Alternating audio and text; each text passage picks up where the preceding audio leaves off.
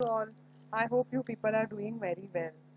Today, this video will be about section C, study note number 19, assessment procedure. Okay.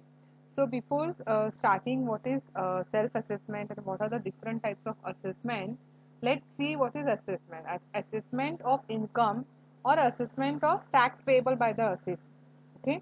So what we do in that, what is done in that, it is nothing but the examination or checking to decide whether income or the tax liability of the assessee on the basis of return filed, then information gathered, or to the best of judgment of the income tax department. So what is done here, it is nothing but the examination on the basis of the income and tax liability on the basis of return filed, then information gathered, and to the best judgment of the income tax department. So this is examination of the information furnished or examination of the income or the tax liability on some basis. So these are the three basis. So what will be done here? Checking will be done, in short. In simple language, you can say it's like a checking of the income, taxable income and tax liability of the assessee. Fine. Now we'll start with the next part here, that is self-assessment. So before I explain you this, I would like to show you one chart. The chart says that assessment procedure, okay, A is from the assessee. So assessee will initiate the assessment procedure. So he will be doing assessment of himself. That's why it is called as self-assessment. So the section is 140A. Students, please make sure you are remembering the sections. Sections are very important here. Then the part B is from the AO. Now what is AO here? Assessing officer of the income tax department. The officer who is going to assess the income and the tax liability. So assessing officer. So from the AO. So this will be from the department side and this will be from the assessee side. Okay. Now we will see from the department side. Before doing actual assessment, they do something, and then during assessment, or you can say here, these are the types of assessment in short. Okay. So before doing assessment, what they do inquiry. Okay. They do inquiry, and here there are five types of different things or different actions before the actual assessment. The first one is issue of notice, okay, under section 142 subsection 1. So this is like issue of notice about the inquiry under section 42 subsection 1, and then actual inquiry will be conducted under section 142 subsection 2. So 142 1 is about issuing notice, 142 subsection 2 is about making actual inquiry, and sometimes though the audit is done or may not be, or maybe audit is not done, whatever it may be, what happens sometimes, the income tax department feels that it is required, it is necessary to do the audit of the assessee's books of account. Okay, so here directions are given to the assessee to get his books audited, okay, to get his accounts audited. So the section applicable here is 142 2A to 2D. Here if you remember 2A, that is sufficient. Then opportunity of being heard is given under section 143 subsection 3. Opportunity of being heard means assessee is given an opportunity to explain, to give explanation from his side. Then estimation by valuation officer in certain cases. Certain cases when assessing officer feels it is necessary to do the valuation of the property or assets or anything of the assessee, that time assessing officer gives that work to the valuation officer. Okay, so this is not applicable in all cases, this is applicable in certain cases only. Here section applicable is 142A. Okay, here 142 2A and this is 142A. One more thing is the new thing which we are going to cover here is the faceless inquiry.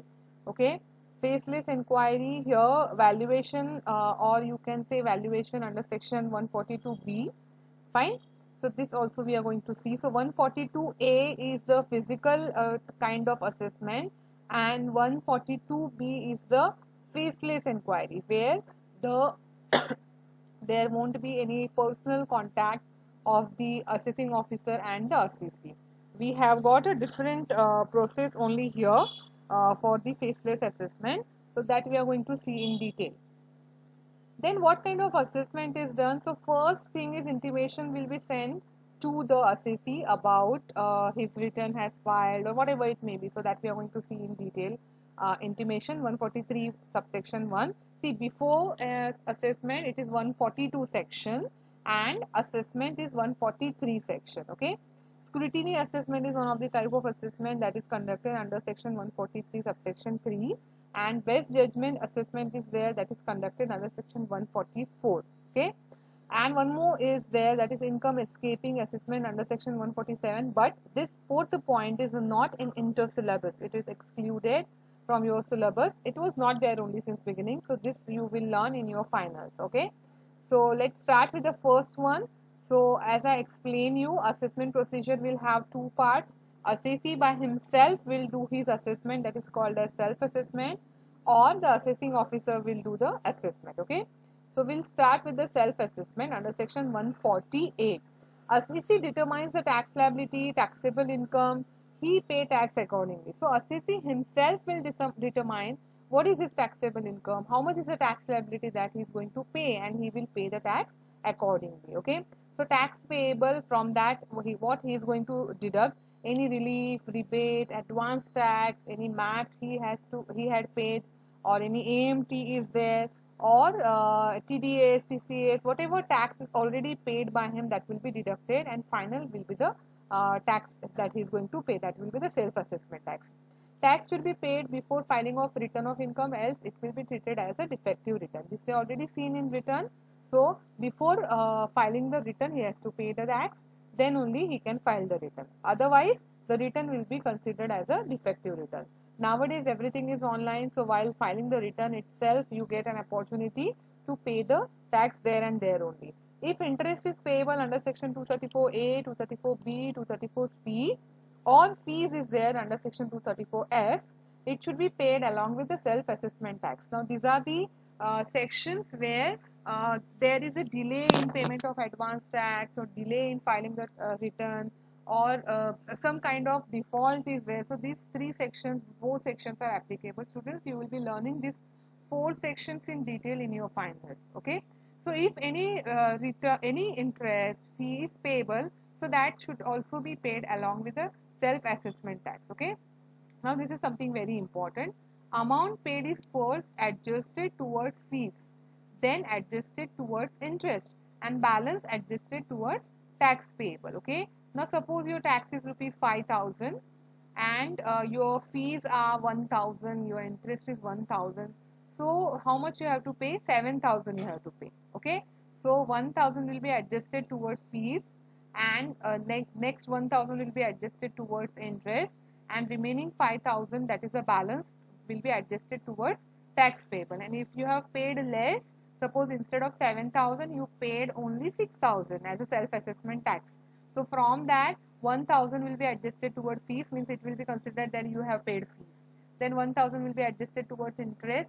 So remaining 4,000 will be adjusted towards tax payable. It means you did not pay the entire tax. Okay, you will be assessing default then. So this sequence you have to remember. पहले fees की तरफ पकड़ा जाएगा, consider किया जाएगा पैसा whatever you are paying as a self-assessment tax, and then interest की it will be considered towards interest, and the balance towards tax payable. If assessee fails to pay tax as per section 140A, assessee shall be deemed to be assessee in default. Just now I said that if self-assessment tax तुम्हारा आता है 10,000 जो तुमने ही calculate किया है, but 10,000 के बदले तुमने 9,000 pay किया, so you will be assessee in default. Okay. Now one sum is there on self-assessment tax that we will do later.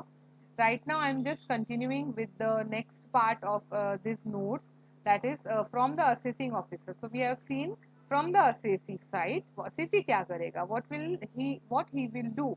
He will file his return, and for filing his return, before filing his return, he will calculate his tax. While calculating tax payable, he will deduct all these things, and if any interest and fees are payable, so that also should be paid along with the self-assessment tax. Okay. Now we will see from the assessing from the viewpoint of assessing officer before assessment. Okay. Let's start. Before assessment, he will issue notice under section 142(1). Okay. To what? For what? This particular notice is issued for what? This notice will be given, or instructions will be given to the assessee to submit return of income. ROI is a short form that I have used for return of income. Okay. To produce books of accounts and documents, etc. Assessing officer cannot ask to produce books of account of a period more than 3 years prior to previous year. Whatever previous year is there, prior to that 3 years तक ही assessing officer demand कर सकता है किस चीज की, तो documents, books, accounts produce करने की, उसके और पहले he cannot demand. Okay, so this can come for MCQ. So, if you have not filed your return, so assessing officer can issue this notice under section 142 subsection 1 and can ask you to submit a return. And suppose if you have not submit your return, then दोनों चीजें बोल सकता है कि return भी दे दो और books of account भी दे दो. समझो रिटर्न आपने भर दिया है तो बुक्स ऑफ अकाउंट के लिए भी वो he can ask for the books of account as well. Okay. So the next point is to whom it can be sent. It can be sent to the assessee or to the person who has submitted return of income under section 139. Okay. So the normal return filing section is 139, and we have already seen this. So who has submitted the return? So assessing officer can ask that person to submit or produce books of account, documents, etc. And it also can be sent to one in whose case time allowed under section 139 subsection 1 for filing return is expired. तो इस section में time दिया हुआ है कि कब तक return file करना है. हम लोग ऑलरेडी देख चुके हैं, जैसे इंडिविजुअल के केस में by 31st of July of assessment year, right, यहाँ तक का टाइम दिया हुआ है. सो टाइम एक्सपायर्ड हो गया बट अभी तक रिटर्न फाइल नहीं किया है, so you may gate 142 subsection 1 का नोटिस तुमको आ सकता है. ठीक है. अगर फिर भी नहीं सबमिट किया तो व्हाट हैपन्स, ये नोटिस मिलने के बाद भी still the person is not submitting the return और he is not complying with the he is not complying with this notice. उसको बोल दिया बुक्स ऑफ अकाउंट लेके आओ, प्रोड्यूस करो, डॉक्यूमेंट बताओ, but he is not doing. Then what will happen, then उसका best judgement assessment हो जाएगा under section 144. Okay. And he will be liable to penalty of ₹10,000 under section 272A. Okay. Then next thing we'll see now. Okay, so that is the second point here. So the first we saw is issue of notice under section 142 subsection 1. इसमें हमने क्या देखा, for what this notice is issued, for what, to submit return of income or to produce books of account or both. Okay. And to whom it is issued, to whom this notice is issued, who has submitted the return and who has not submitted the return, in short. Okay. And if not complied as per this notice, then what will happen, best judgment assessment हो जाएगा assessee का, and he will be liable to penalty of ₹10,000 under section 272A. So इसमें MCQ में ये पूछा जा सकता है कि कितने पीरियड तक के बुक्स ऑफ अकाउंट मांगे जा सकते हैं.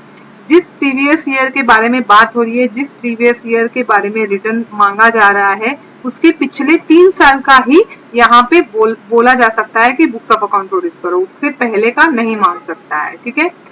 As per this notice, under this notice. Then we will see making inquiry under section 142 subsection 2. To collect information, assessing officer can make inquiry as he thinks necessary to collect information from any source. So students, there is a big difference between this point number 1 and point number 2.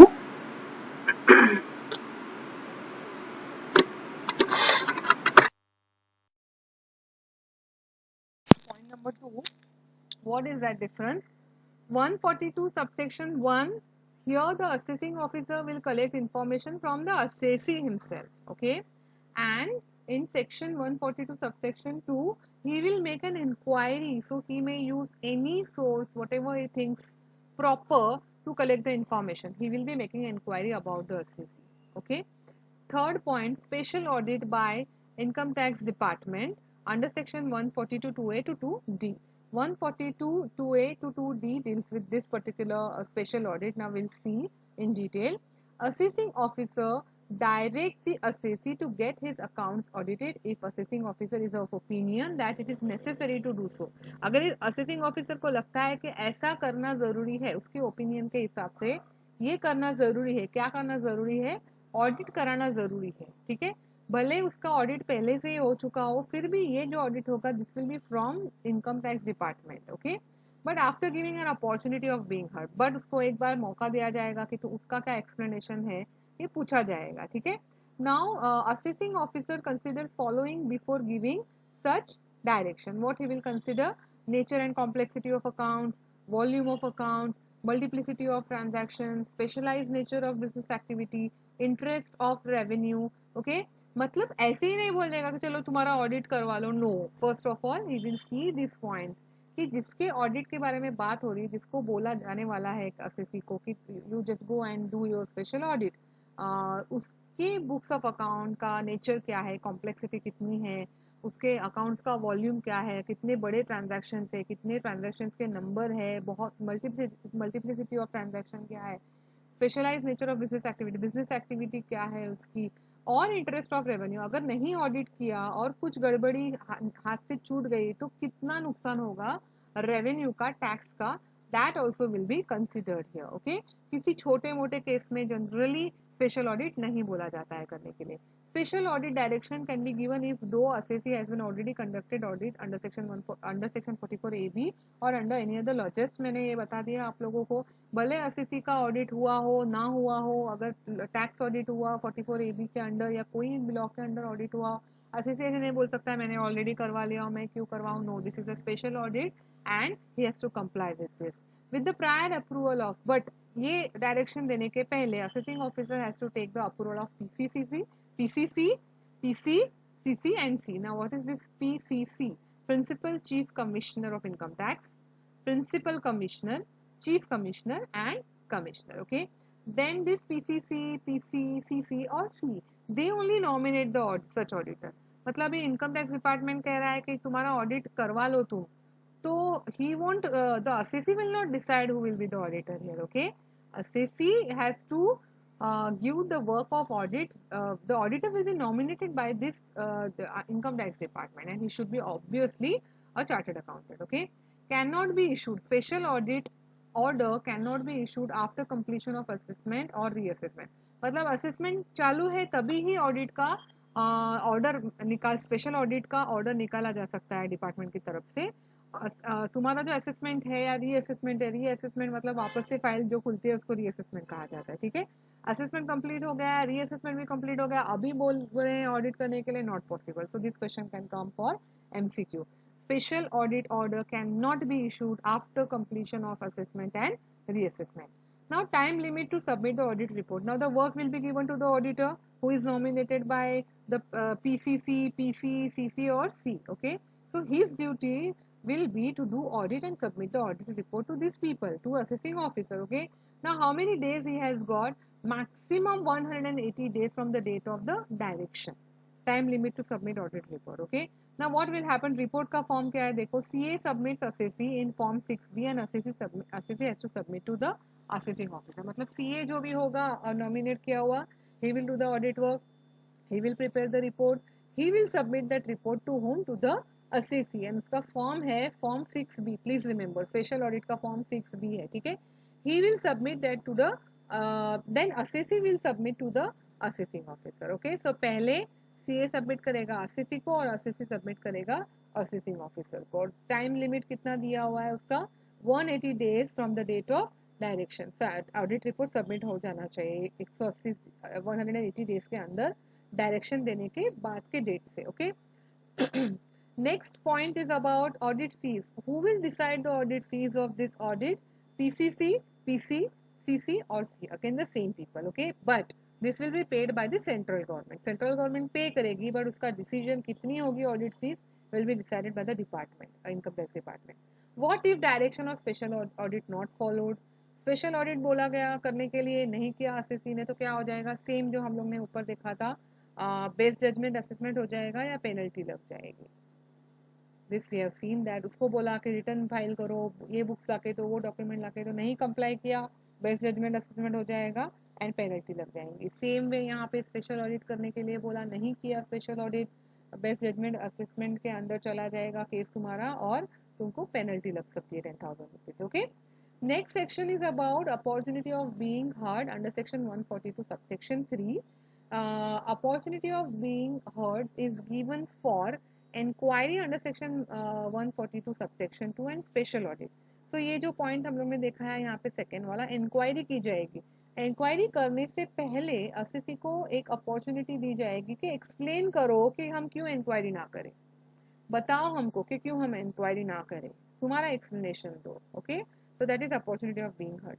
वैसे ही special audit start करने से पहले भी एक बार opportunity of being heard दिया जाएगा, पूछा जाएगा कि बताओ कि क्यों हम तुम्हारा स्पेशल ऑडिट ना करें, क्यों हम ना करें स्पेशल ऑडिट तुम्हारा। Okay, so give us some reason so that we will not do, and if he is not able to give proper reason then obviously उसका स्पेशल ऑडिट किया जाएगा। ठीक है, for the best judgement assessment under section 144 opportunity of being heard is not given if notice under section 142 subsection 1 is already issued। मतलब ये जो हमने यहाँ पे पॉइंट देखा है कि उसको नोटिस भेजा जाता है 142 सबसेक्शन 1 के अंदर, तो जब ये वाला ऑडिट है बेस्ट जजमेंट असेसमेंट वाला ऑडिट, तब उसको वापस से अपॉर्चुनिटी ऑफ बीइंग हर्ड नहीं दिया जाएगा।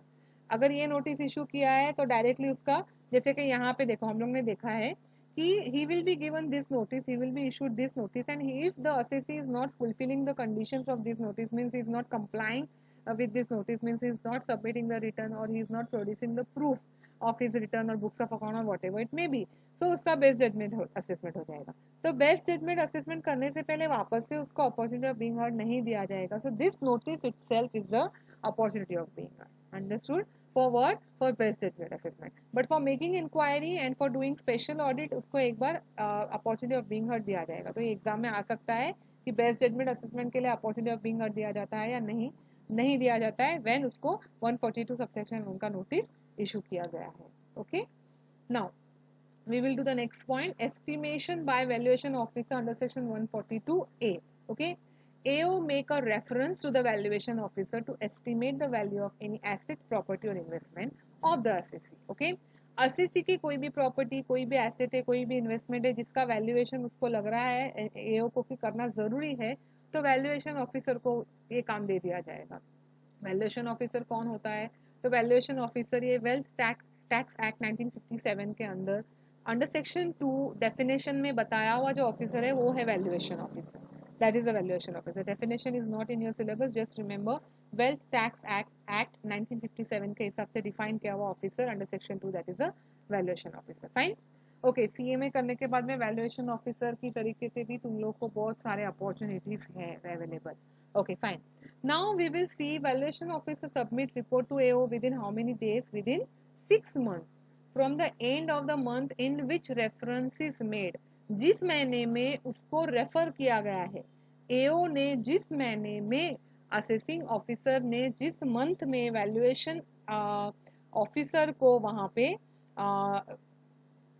here it should be O, हाँ, VO, वैल्यूएशन ऑफिसर को वहां पे रेफर किया केस, उस मंथ के एंड से, उस डेट से नहीं student, please be careful, from the end of that month. समझो 5 जून को दिया है तो 5 जून का एंड हो गया 30 जून, तो 30 जून के बाद से 6 months we have to calculate. समझो 1 जून को दिया गया है तो एंड ऑफ फर्स्ट जनवरी को दिया हुआ है तो end of that month will be 31 Jan, तो 31 जैन के बाद में 6 months we will calculate. Within that 6 months उसको सबमिट करना है रिपोर्ट, वैल्यूएशन ऑफिसर को किसको सबमिट करना है? असेसिंग ऑफिसर को। Okay, now what valuation officer will do, ये तो समझ में आ गया कि उसको रिपोर्ट करना है, लेकिन वो रिपोर्ट बनाएगा कैसे? How he will do the valuation? he will consider the information submitted by the assessee. He will also gather some extra information if he requires. Okay, do valuation after giving an opportunity being heard, मतलब जो assessee है उसको वो पूछेगा valuation का figure करने, finalise करने से पहले, and then he will submit that report to the assessing officer. Okay, so consider the information from the assessee, gather the information if he requires, do valuation after giving an opportunity of being heard, and submit the report to the AO. This is the duty of the valuation officer. If assessee not cooperating, then valuation officer can do valuation to the best of his judgment. मतलब assessee ने जो documents चाहे थे वो लाके नहीं दिया और कुछ इन्फॉर्मेशन मांगी थी वो नहीं दिया, कोऑपरेट ही नहीं कर रहा है, कुछ इन्फॉर्मेशन नहीं है वैल्यूएशन ऑफिसर के पास में, इट शुड बी ओ, हाँ स्टूडेंट।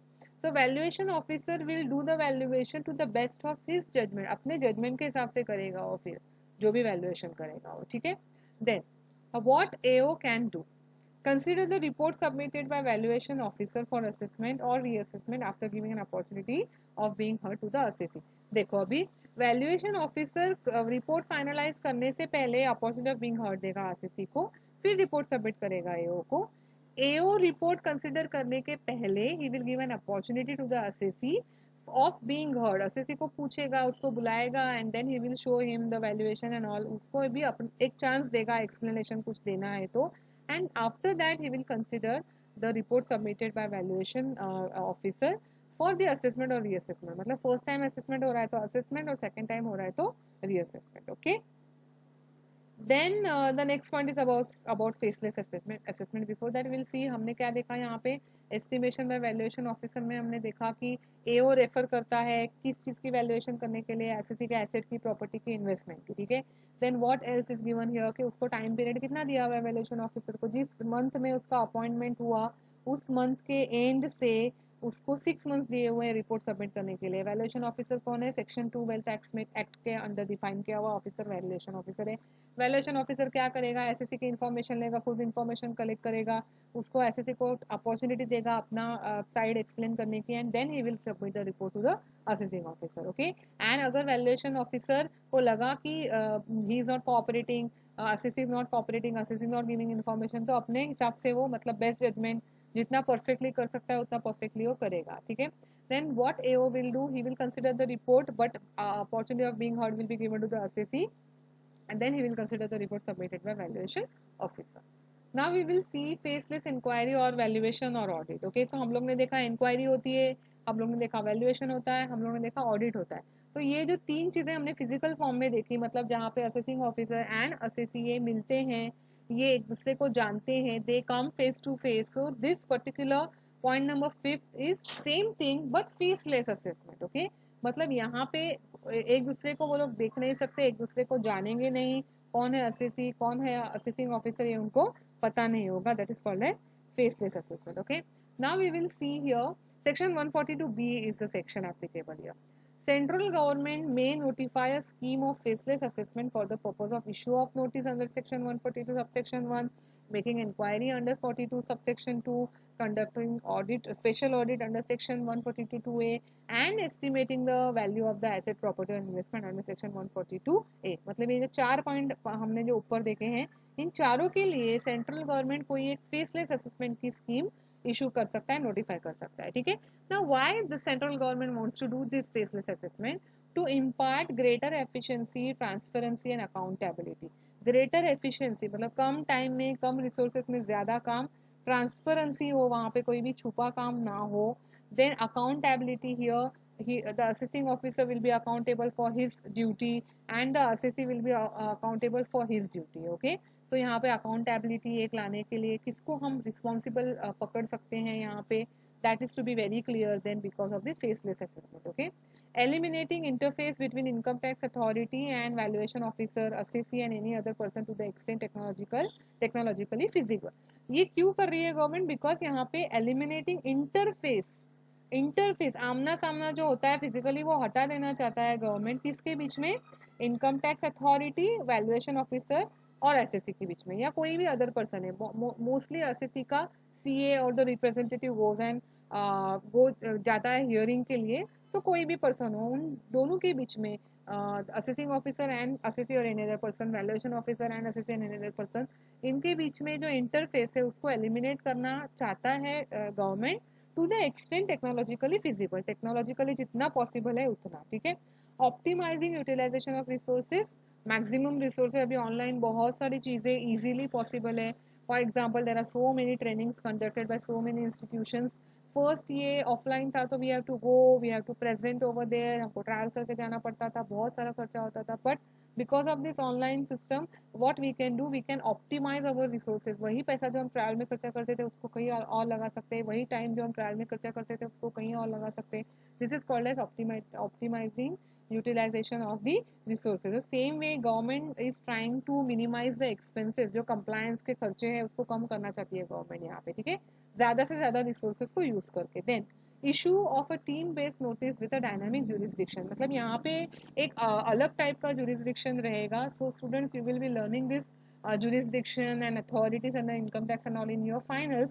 यहाँ पे सिर्फ तुमको याद क्या रखना है कि एक टीम बेस्ड नोटिस जिसमें सिर्फ एक असेसिंग ऑफिसर और एक असेसी इन्वॉल्व नहीं होगा, ताकि करप्शन तो ये सारी चीज़ें चली जाए। असेसिंग ऑफिसर के ऊपर भी बहुत सारे लोग होंगे, बहुत सारे डिपार्टमेंट होंगे, एक स्ट्रक्चर तैयार किया है यहाँ पे उन्होंने। तो ये स्ट्रक्चर जो है फेसलेस असेसमेंट का, we are going to see this in next video. Fine. So this question can come in exam student, ये आ सकता है। Faceless inquiry under section 142B, जहाँ पे तुम बोलोगे कि 142 subsection 1, 142 subsection 2, 142 2A and 142 A, इसके लिए government can notify a faceless assessment scheme. Why? Because government wants to have efficiency, transparency and accountability.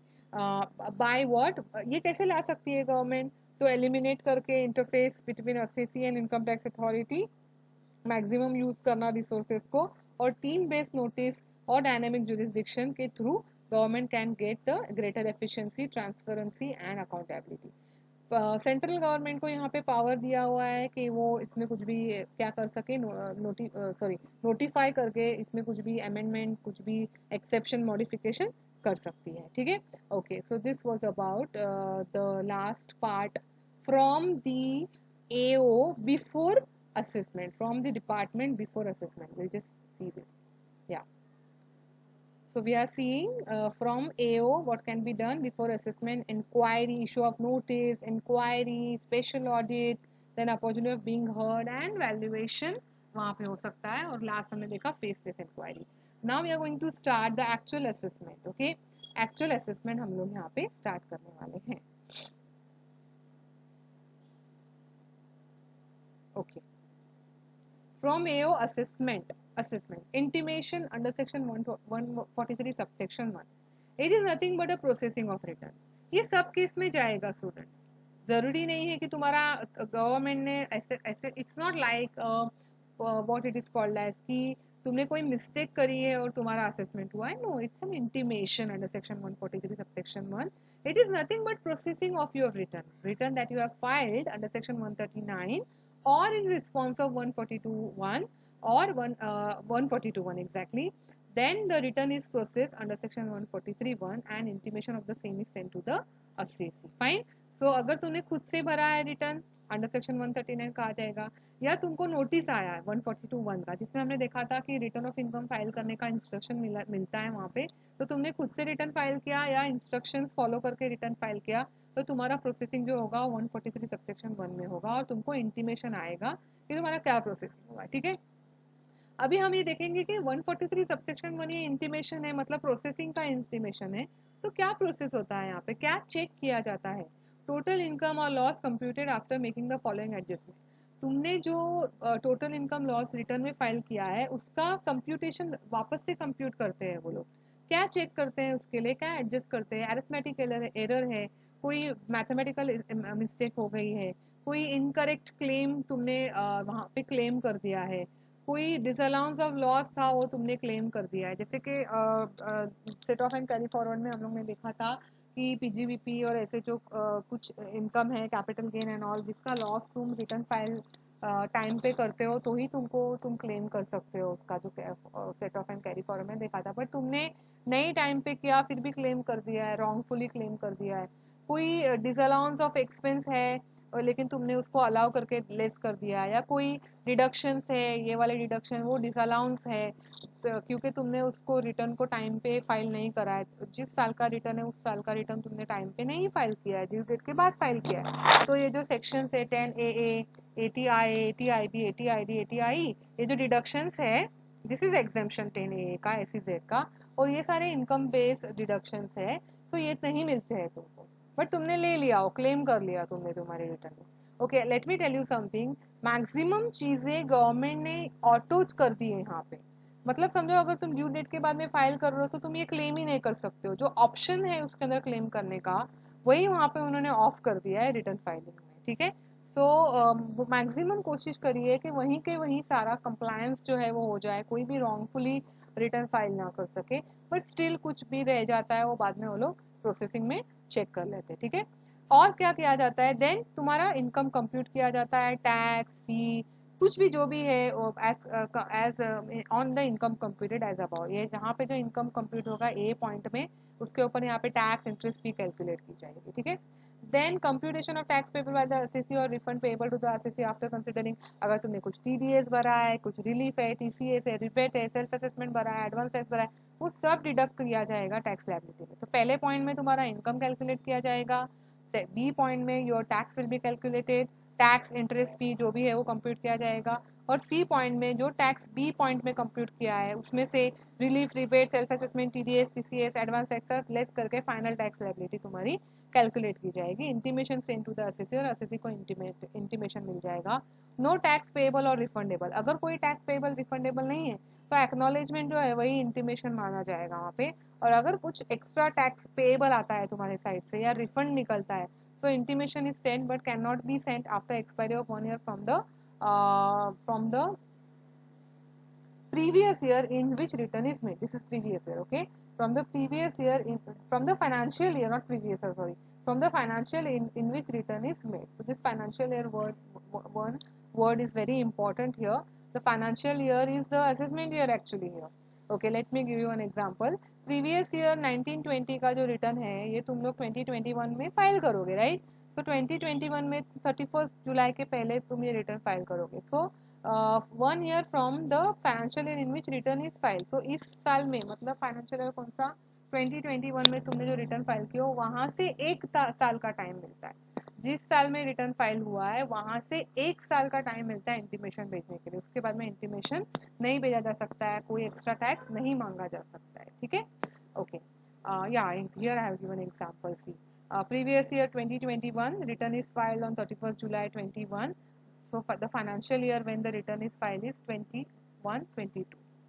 Don't get confused between previous year and financial year. Financial year can be the previous year, it can be assessment year also. Now, right now I am talking about the financial year which is assessment year for this previous year. Okay, so तुम्हारा जो previous year 2021 है उसका return तुम लोग ने assessment year 31st July 2021 में file किया जो है 21-22.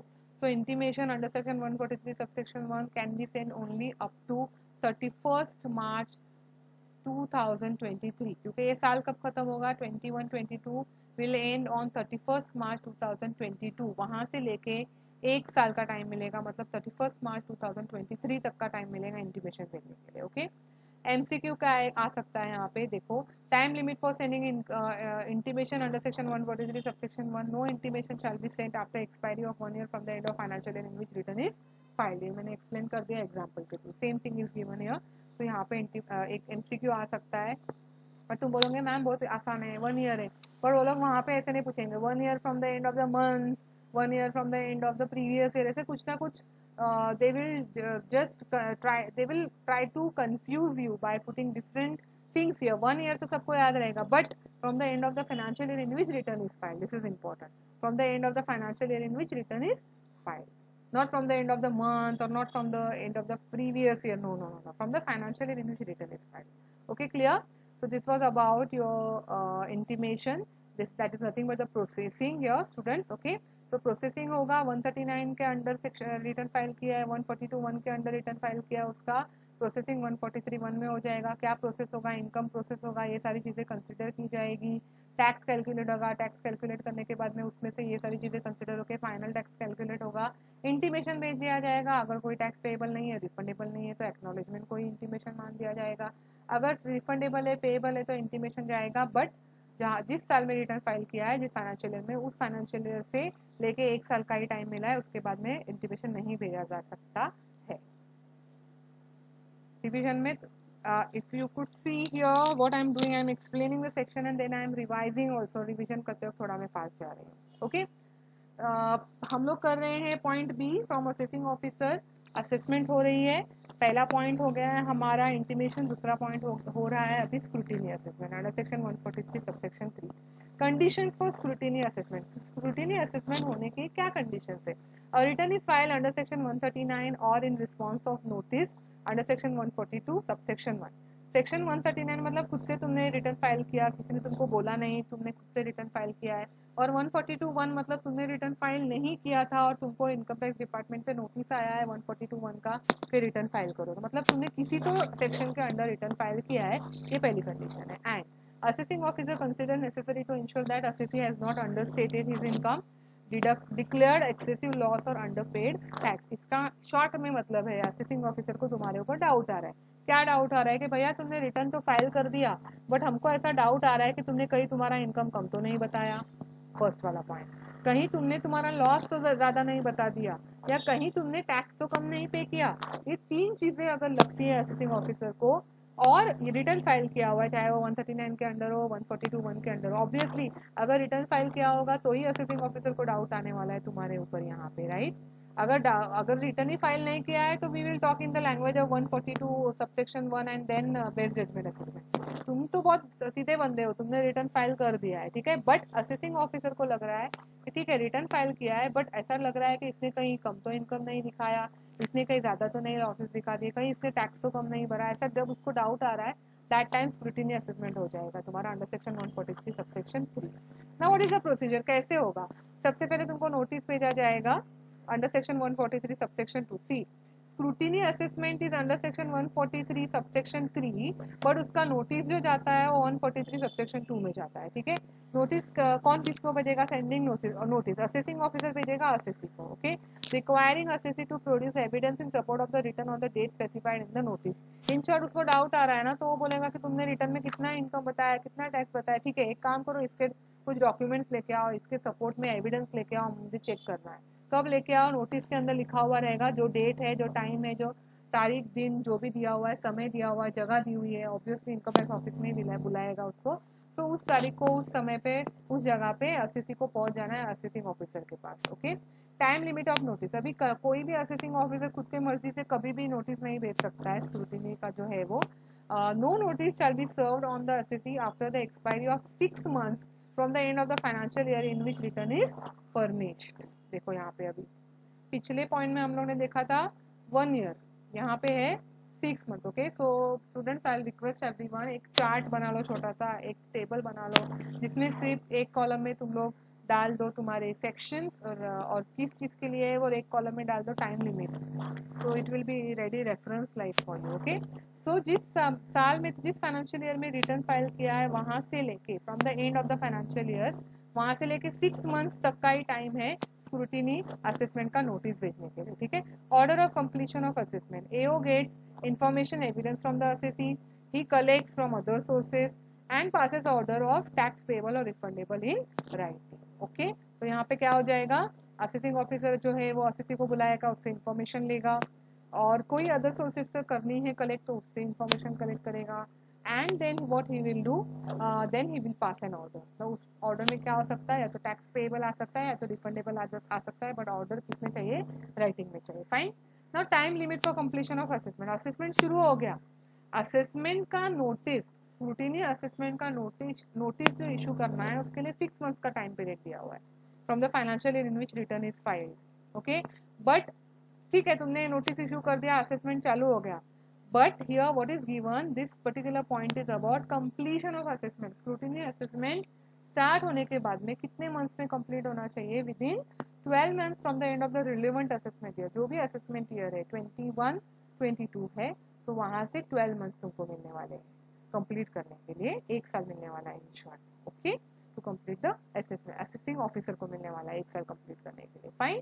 सो this was about your scrutiny assessment, जिसमें हमने देखा किसका हो सकता है, what are the conditions, return file होना चाहिए और डाउट रहना चाहिए। प्रोसीजर क्या होगी, पहले इसको नोटिस जाएगा, नोटिस का टाइम पीरियड दिया हुआ है, इन्फॉर्मेशन कलेक्ट होगी, और फिर ऑर्डर इशू हो जाएगा, और कंप्लीट करने का 12 months का टाइम दिया हुआ है। Now we will see new scheme for scrutiny under section 143 3A to 3C। ये हमने पिछले इसमें देखा था, that was before assessment, now this is for assessment, okay। assessment के लिए हमने क्या देखा है, यहाँ पे 143 subsection 3 scrutiny assessment देखा है हम लोग ने, और एक section है 144 best judgment assessment, जो मैं अभी पहले I will cover that first, then I will do that face-to-face assessment, okay।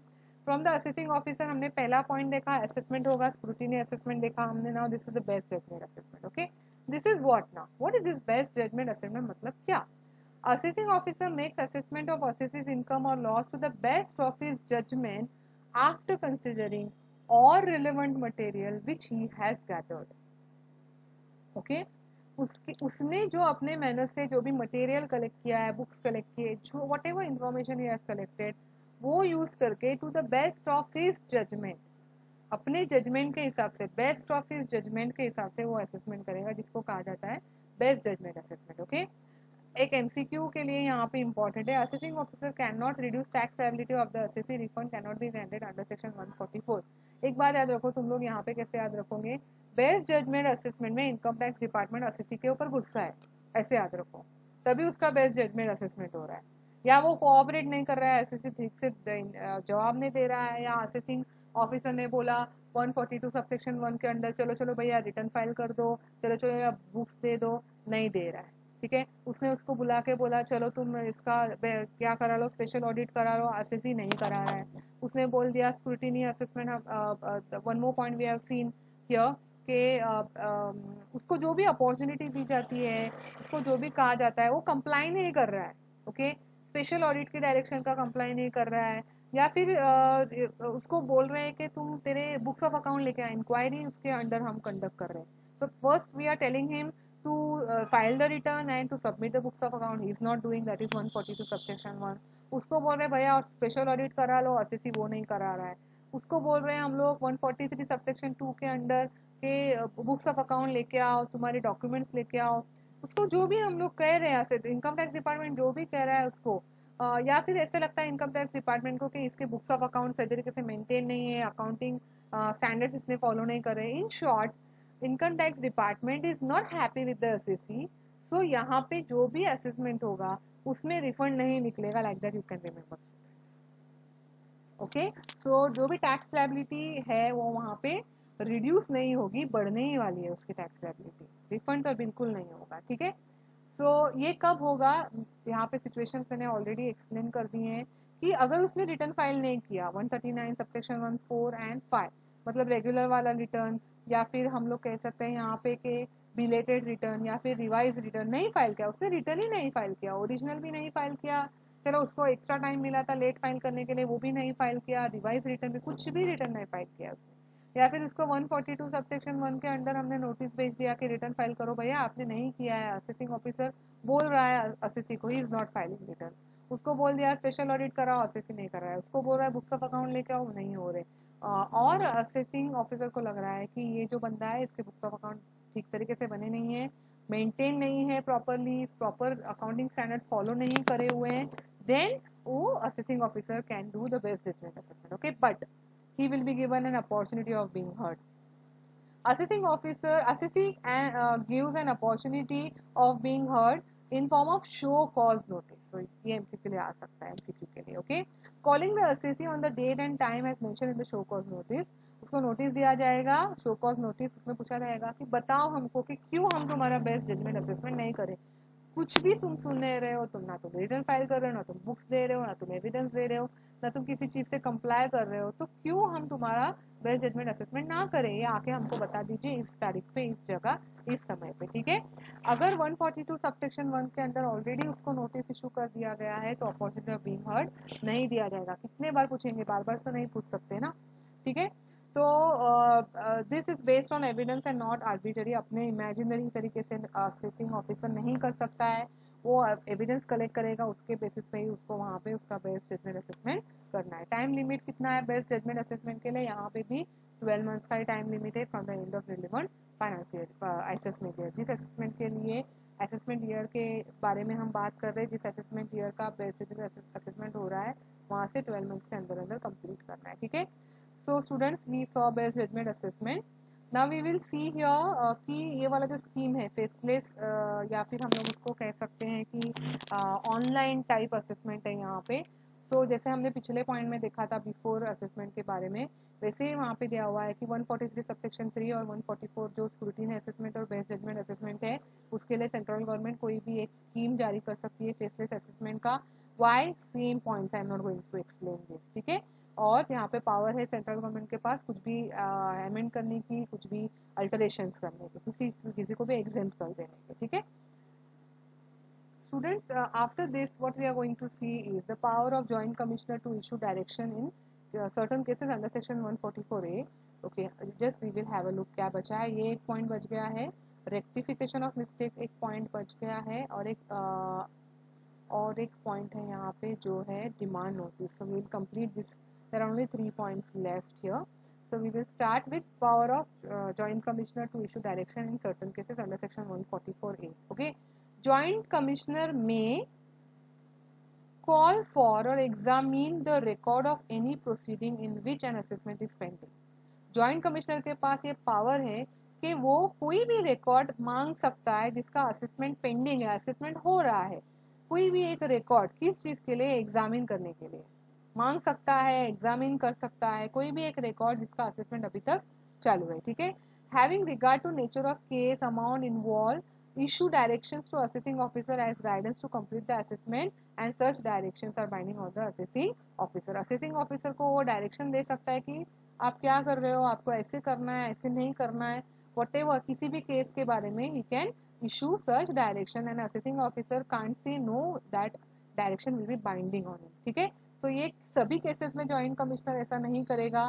Case का नेचर क्या है, क्या अमाउंट है, या कोई भी रीजन उसको लगता है ये इंपॉर्टेंट है केस है, what ever it may be, उसके पास ये थोड़ा सा डिस्क्रिप्शन है कि वो डिसाइड करेगा कि कौन से केस में वो असेसिंग ऑफिसर को डायरेक्शन देगा कि बाबा आप ऐसे नहीं ऐसे करो या ऐसे करो और जल्दी कंप्लीट करो असेसमेंट। Okay fine.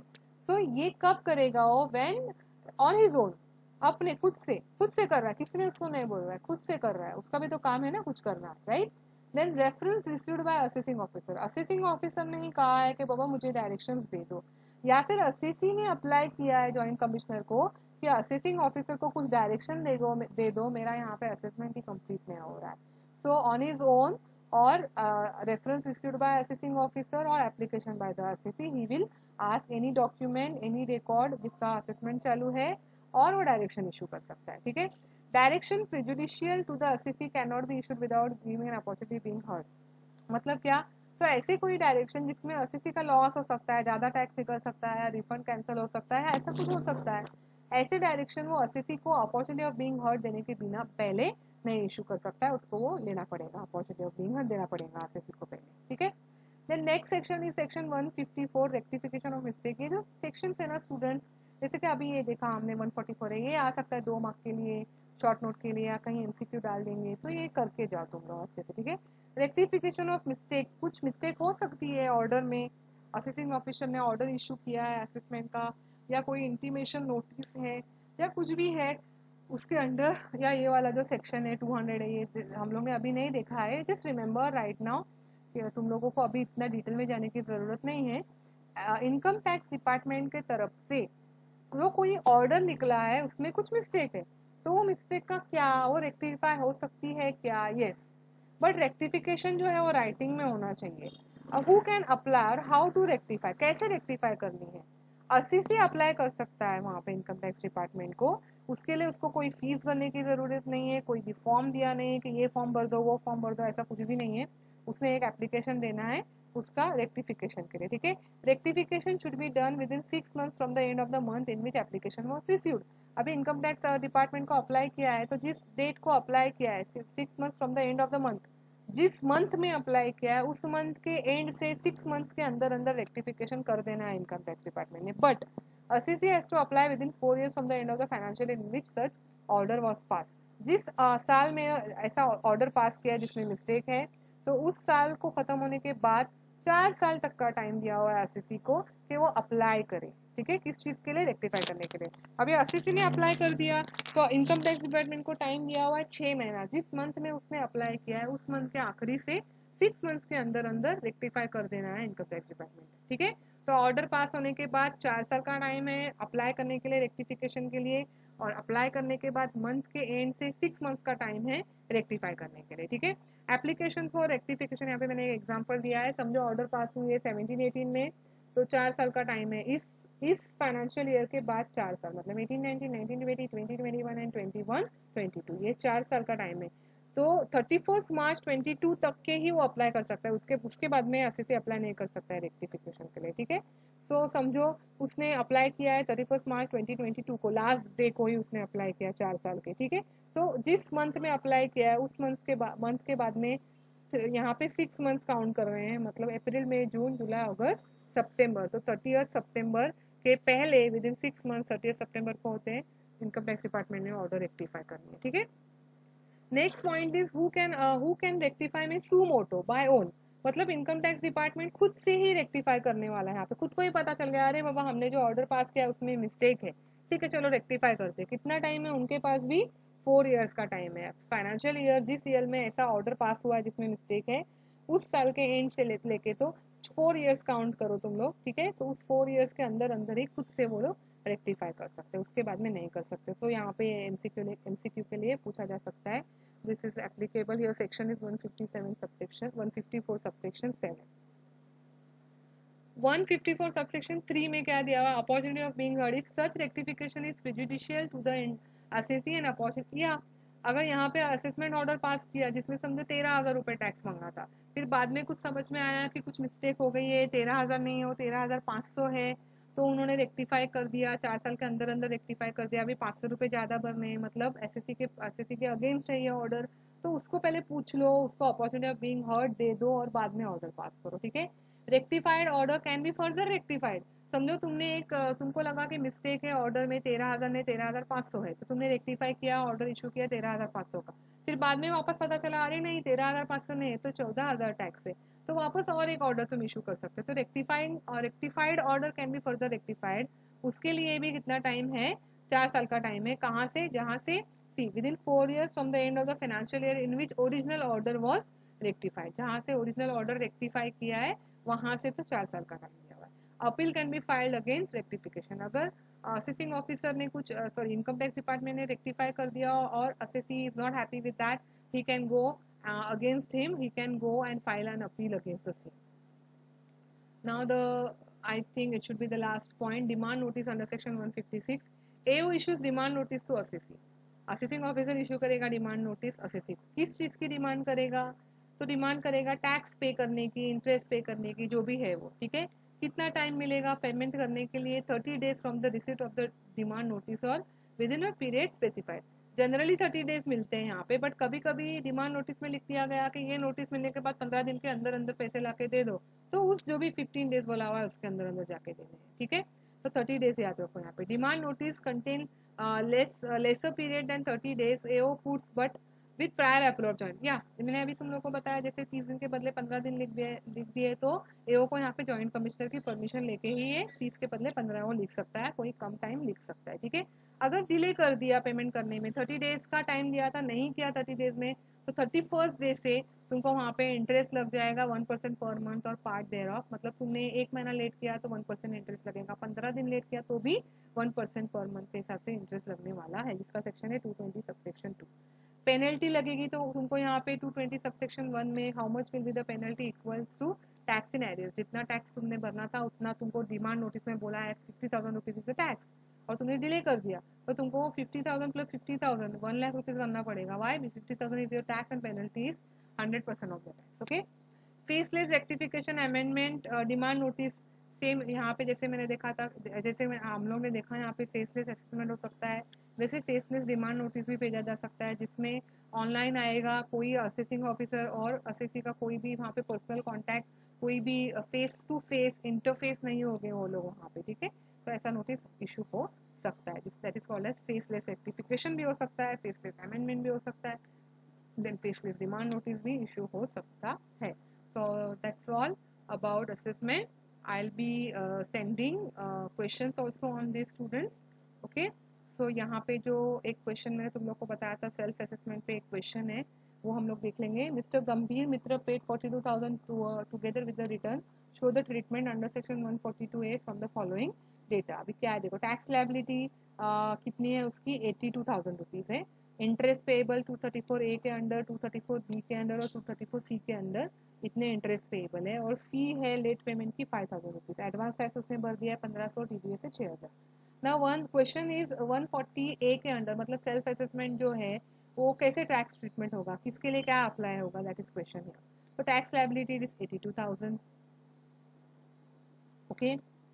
फी, तो जैसे कि मैंने देखा था जो भी फी, जो भी इंटरेस्ट जो भी है वो टैक्स लायबिलिटी में ऐड किया जाएगा यहाँ पे, ओके। सो टैक्स लायबिलिटी में हम इंटरेस्ट ऐड करेंगे, तीनों सेक्शन का फी ऐड करेंगे, so that is coming 93,140। Now this is your total tax liability, from this how much is advance tax 1,500 and how much is TDS, that is 6,000, so that is already paid that will be deducted. So final tax liability तुम्हारी कितनी आ जाएगी, amount payable 85,640. Now out of this 85,640, tax treatment of amount paid, treatment of amount paid that is 42,000. अभी उसकी liability है actually कितनी, 85,640. तो उसने इतना भरना चाहा था, but how much he has paid, he has 42,000, मतलब लेस भरा है उसने. जब लेस भरा है तब ये क्वेश्चन आता है. तो फर्स्ट ये फी के टूवर्ड्स एडजस्ट किए जाएंगे. 42,000 में से पहले ऐसा माना जाएगा कि उसने 5,000 रुपीज फी भरी है. देन उसका जो इंटरेस्ट है इन तीनों की टोटल, किसकी टोटल, 750 प्लस 3730 प्लस 1660 की टोटल, दैट इज 6140 के टूवर्ड्स पैसे एडजस्ट किए जाएंगे. बैलेंस कितना बचता है फिर, 30,860. तो उसने भरा है 42,000 माइनस 5,000 माइनस दिस 6140. तो द वॉट अमाउंट रिमेन्स 30,860. ये एडजस्ट किए जाएंगे टैक्स लायबिलिटी के towards, that is what is his tax liability, 85,640. तो final tax yet to be paid, अभी तक जो टैक्स नहीं भरा है, मतलब 85,640 में से ये 42,000 लेस कर देंगे हम. Okay, that is amount paid. So 43,640 this is the tax liability, और I should say amount yet to be paid, अभी तक नहीं भरे हैं वो. ठीक है. सो please solve this sum. Pause करके सॉल्व करो, या तुम्हारे स्टडी मटेरियल में दिया हुआ है ये question students. So right now will wait, we'll stop here. I hope you will like the video, and you will solve this sum, plus I'll be sending some more sums also. Thank you so much.